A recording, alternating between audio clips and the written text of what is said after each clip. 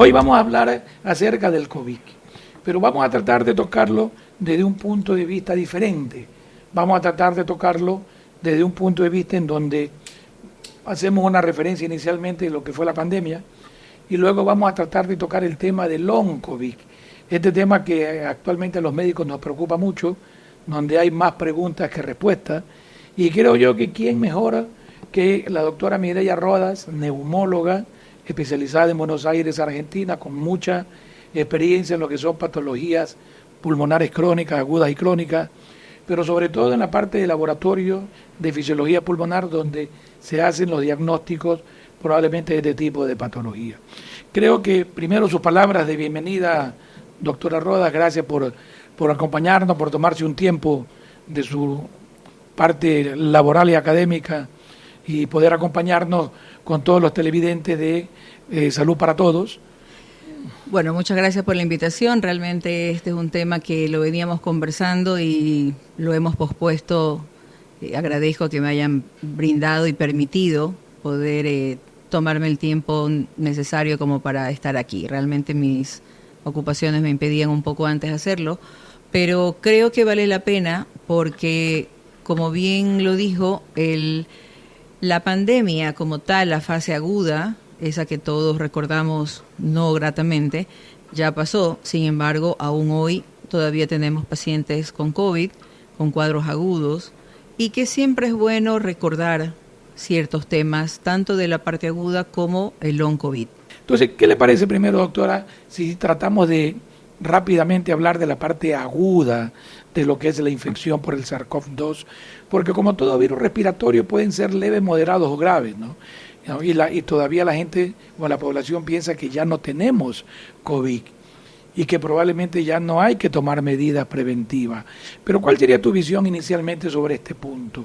Sobre la parte aguda de las infecciones respiratorias en países como el nuestro, en ciudades como nuestras tropicales, para tratar de llegar con ese mensaje preventivo a la población. Yo creo que, como bien lo dice, ya no hay que estigmatizarlo, no hay que perderlo de vista tampoco, pero sí ya podemos agruparlos dentro de todos estos microbios, estos virus respiratorios de los que se ha mencionado. El modo de transmisión de estos virus siempre va a ser la vía aérea. Por lo tanto, recordemos cuáles eran los primeros mensajes muy efectivos hasta la actualidad, era evitar el contagio. Evitar el contagio es que si yo sé que tengo síntomas respiratorios, pues tengo que proteger mi vía aérea, nariz y boca, porque es a través de estas secreciones donde van a llegar al ambiente y probablemente si yo estoy en contacto con otras personas, ellos van a llegar a su organismo estos virus. Entonces eso es lo primero. Y como todo virus va a tener un cuadro agudo, recordemos siempre que el que yo tenga la nariz congestionada solamente no me hace decir que yo tenga un proceso viral. Los virus van a venir acompañados de cuadros febriles. La característica de los cuadros febriles, de los cuadros virales, es que la fiebre es de inicio súbito, muy alta, acompañados ahí sí, con síntomas nasales y acompañado después de tos, etcétera. Entonces, lo primero es eso, saber distinguir, porque también tenemos otra patología en nuestro medio, producto de la contaminación ambiental, que cada vez se da más, producto de los espacios cerrados, que cada vez los tenemos más, que es la rinitis. Esa es una inflamación de la vía aérea, donde también tenemos congestión nasal, también tenemos secreción nasal. Entonces, no confundamos lo que es una rinitis de lo que es un proceso viral respiratorio. Todos los virus van a actuar de la misma manera, son autodefinidos, y ahí va la diferencia. ¿Cómo se demuestra clínicamente diferente un paciente a otro? Va a depender de la edad, va a depender de su inmunidad, de cómo están sus defensas, de las enfermedades que pueda tener o no el paciente. ¿Esos serían los factores de riesgo? Esos serían los factores de riesgo, exactamente. O grupos vulnerables que se llaman. Así es, un paciente mayor de más de 70, de 80 años, pacientes con enfermedades que disminuyen las defensas, como por ejemplo la diabetes, pacientes que por enfermedades reumatológicas estén tomando corticoides a altas dosis, etcétera. Son pacientes en los cuales siempre los médicos vamos a tener un poco más de atención y un poco más de seguimiento cercano. Y en esos grupos son los que actualmente deberíamos de preocuparnos más para tratar de que haya prevención, o en la población general.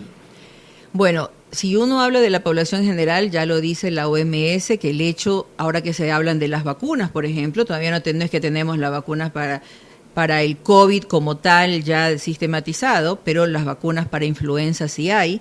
Entonces, se menciona que si yo vacuno a pacientes que no están dentro de estas etapas extremas de la vida, menores de 5 años o mayores de 65, 70 años, sin embargo, el que yo vacune a este otro grupo que está entre estas edades, sí va a disminuir la pérdida de días de escolar, la pérdida de días laborales, por lo tanto sí va a tener un impacto positivo en que yo vacune a estos pacientes. Yo creo que deberíamos aprovechar el mensaje muy claro que en este momento lo está diciendo, para tratar de hablar algo de la automedicación, ¿no? Realmente se hace mucho manoseo de la medicación y hasta aquellos medicamentos inocuos como los antigripales o los descongestionantes, recordemos que tienen sustancias que en un paciente adulto, sobre todo en un adulto mayor que tiene otras enfermedades y que tiene otro tipo de medicamentos, pueden hacer o interacción con esos medicamentos o pueden tener una complicación. Una de las más frecuentes son las arritmias cardíacas, que a veces el paciente no sabe por qué de repente lo empezó a tener y es porque hizo un abuso de antigripales o descongestionantes. Yo creo que esto es importante porque medicamentos como los antibióticos, acordémonos que durante la epidemia la famosa acitromicina se hizo de todo, ¿no? Creo que la epidemia nos llevó a hacer cosas que probablemente en este momento, cuando uno lo mira retrospectivamente, son errores que hay que irlos corrigiendo, que se los corrigieron, y que yo creo que ahora hay que volver a hablarlo para no volver a cometerlos, ¿no? El uso y abuso de acitromicina, de medicamentos como el famoso Actendra, que todavía lastimosamente estamos viendo que se los sigue utilizando, y no digamos los corticoides, y eso lo vamos a seguir hablando luego de un corte.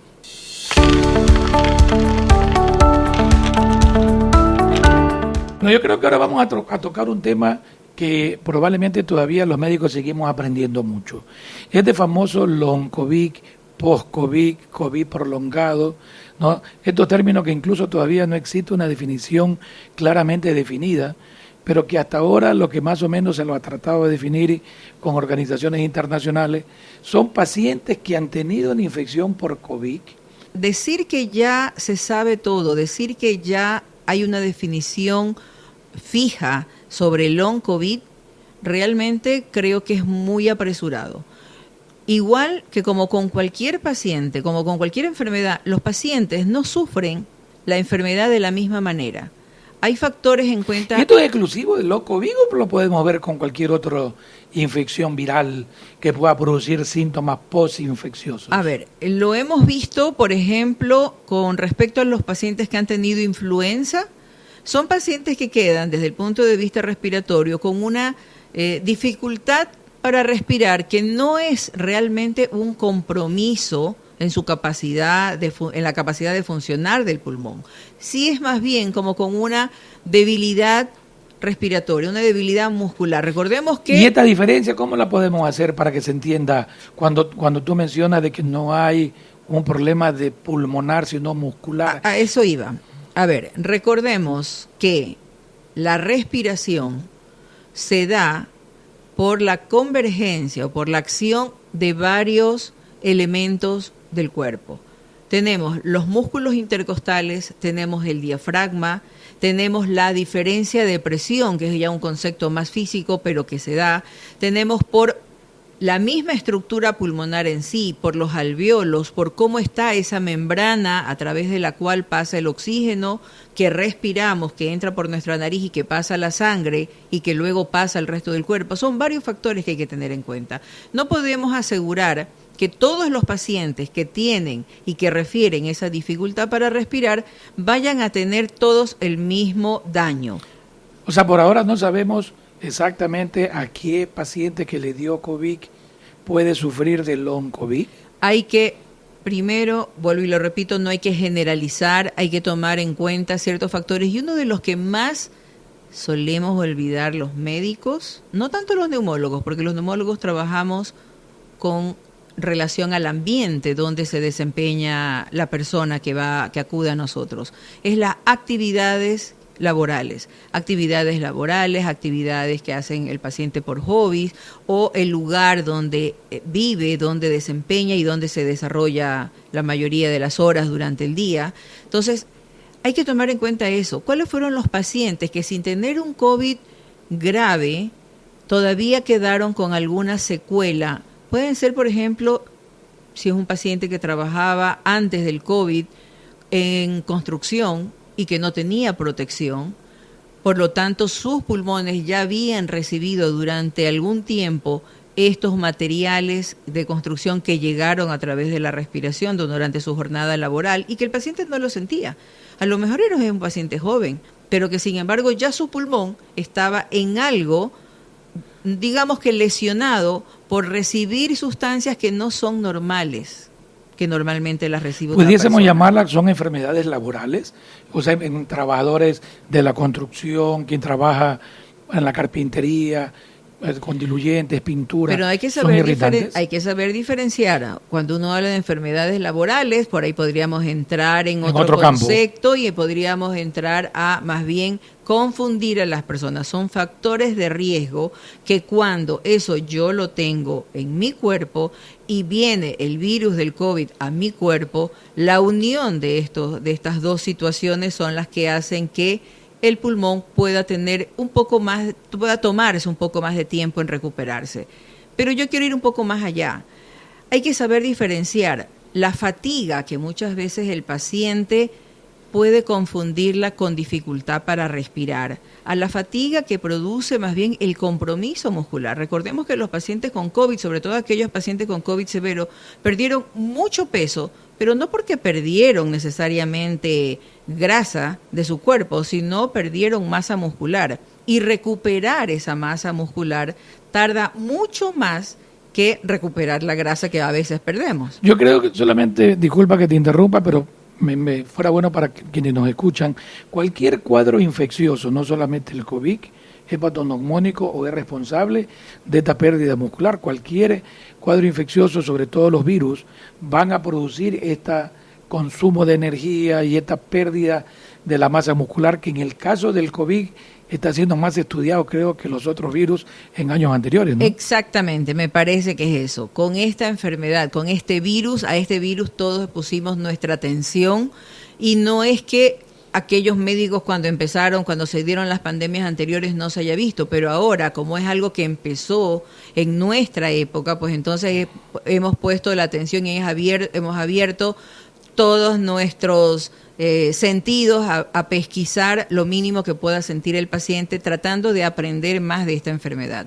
Decir que el COVID prolongado se da a partir de los 3 meses o hasta los 6 meses realmente no se puede decir, y decir que no se va a recuperar tampoco es saludable para ningún paciente recibir ese diagnóstico. O sea, yo creo que hay que saber hablar con el paciente. El papel del médico es poder comunicar la situación del paciente sin llegar a generar más angustia de la que ya tiene el paciente. Si yo tuviera y de hecho no lo digo yo, lo dicen ya los artículos científicos, las revisiones que se han hecho a nivel sobre el long COVID, más que problemas respiratorios, el paciente lo que tiene es esa fatiga y que muchas veces es por causa muscular. Hasta el 60% de los pacientes que han sido evaluados refieren fatiga. Un 20% de los pacientes refieren dificultad para respirar. Muchas veces el paciente tiende a confundir y ahí está el papel de los médicos. Y para tranquilidad del paciente y del médico, cuando hay una duda, están las pruebas funcionales pulmonares.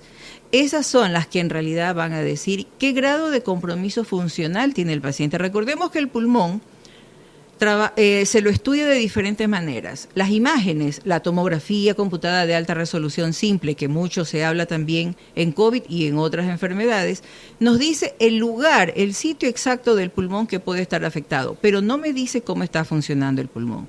Las pruebas funcionales, dependiendo del tipo de prueba que yo aplique al paciente, yo voy a tener una información completa de ese pulmón, cómo está funcionando, cómo está pasando el oxígeno a la sangre y por lo tanto a todos los órganos. ¿Te parece que antes de entrar en lo que serían las pruebas diagnósticas, solamente para reafirmar lo que acaba de decir sobre el long COVID y la afectación muscular y pulmonar, solamente para ratificar que hay más de 70 diferentes signos o síntomas, ¿no?, en todo el organismo, y en donde los trastornos cognitivos probablemente son una de las mayores afectaciones dentro de este long COVID? Yo creo que uno de los puntos más importantes es el diagnóstico. Ya hablaste de la parte clínica, creo que hemos hablado de la importancia de la tomografía, creemos que hemos hablado de la empatía que el médico tiene que tener para poder ir armando todo esta afectación de signos y síntomas, pero hay un estudio que probablemente sea el fundamental para los pacientes y que se conoce muy poco, que incluso dentro de los propios médicos desconocen cuál es la importancia del estudio de fisiología pulmonar. Exactamente, o sea, las pruebas funcionales pulmonares son muchas, son varias. La más simple, la más sencilla es la espirometría, que me sirve para muchas enfermedades y para otras situaciones también, pero una de las pruebas más importantes en los pacientes con COVID es hacer la medida, la difusión de monóxido de carbono, la capacidad de difusión de monóxido de carbono, que es una cosa muy sencilla, lo explico en 2 palabras, es medir cómo pasa el oxígeno del alveolo cuando yo respiro. Ingresa aire con oxígeno hasta los alveolos y a través de los alveolos hay una membrana y pasa la sangre. Y esa sangre la lleva por el resto del cuerpo. No es lo mismo que la espirometría. No es lo mismo que la espirometría. ¿Es complementaria? Es complementaria. Siempre las pruebas son complementarias. Yo creo que hay otra prueba que se llama medición de volúmenes pulmonares, que también se puede utilizar en el COVID, pero requiere un aparataje un poquito más complejo, pero cuando uno hace una espirometría, cuando uno hace una capacidad de difusión de monóxido de carbono y cuando uno hace la prueba de marcha de 6 minutos, que también es sumamente sencilla, son pruebas que hechas las 3 pruebas ya le dan al médico que deriva al paciente, al médico de cabecera y al paciente una idea de cómo está funcionando. Y yo ahí quiero hacer hincapié en algo que es muy valioso. Muchas veces lamentablemente los médicos también y el paciente viene pensando que se le va a indicar un medicamento y con ese medicamento él va a poder superar. No, yo diría que la herramienta más valiosa que tenemos para recuperar a ese paciente con COVID prolongado, que cuando tiene una afectación pulmonar e incluso muscular general, es la rehabilitación pulmonar. Esta rehabilitación pulmonar bien hecha en personas, con personas que se han preparado para esto, realmente nos han permitido recuperar pacientes que han estado una semana en intubación por un COVID severo, con antecedentes cardiológicos, con antecedentes de diabetes, que cuando terminaron y salieron de la unidad de cuidados intensivos no podían ni mantenerse sentados. Sin embargo, hoy por hoy, uno de esos pacientes está jugando tenis de mesa y está participando en O sea que el manejo debería ser multidisciplinario, o sea, la recuperación física y respiratoria la dispone o la ordena el neumólogo y la realiza ¿quién? Se la realiza en conjunto entre el fisiatra con el médico neumólogo, porque ambos hacen evaluaciones diferentes. Siempre es un programa generalmente de 3 meses de duración y se evalúa funcionalmente al paciente antes y después de haber terminado esto. Tu palabra final es para este programa, que la verdad que ha sido muy, muy interesante. Hemos hablado no solamente de la parte preventiva, sino que también hemos hecho mucho énfasis en lo que es el diagnóstico de laboratorio. Por lo pronto, siempre me gusta decirle al paciente que el diagnóstico que cualquier médico le dé es una etiqueta, pero que no tiene por qué definir cómo van a ser sus días posteriores. Que cada uno depende, en la medida como tomemos esas palabras, ese diagnóstico, yo voy a vivir. Lo importante, que es lo que todos queremos, vivir en paz, vivir tranquilo y vivir feliz. Eso es lo que queremos todos, independientemente de la edad que tengamos, independientemente de dónde estemos. Cuando yo tengo una duda, voy a buscar a la persona o al personal requerido. Cuando tengan dudas de cómo está funcionando su pulmón, SINAR tiene las puertas abiertas, el laboratorio de fisiología pulmonar está abierto a recibirlos y a poderles decir, esto, así está su pulmón en este momento, esto es lo que podemos hacer. Y no precisamente va a ser medicamentos, necesariamente sí va a haber rehabilitación. Eso tenemos que ver, eso tenemos que siempre va a ser el pilar.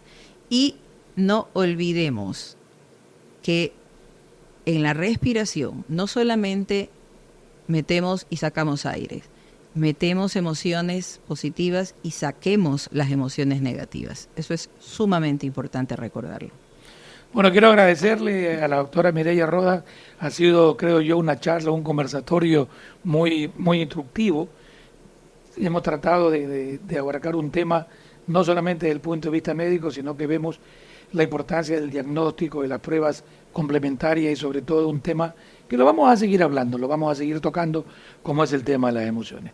Muchas gracias a ustedes por su amable compañía. Hasta un próximo episodio de Salud para Todos.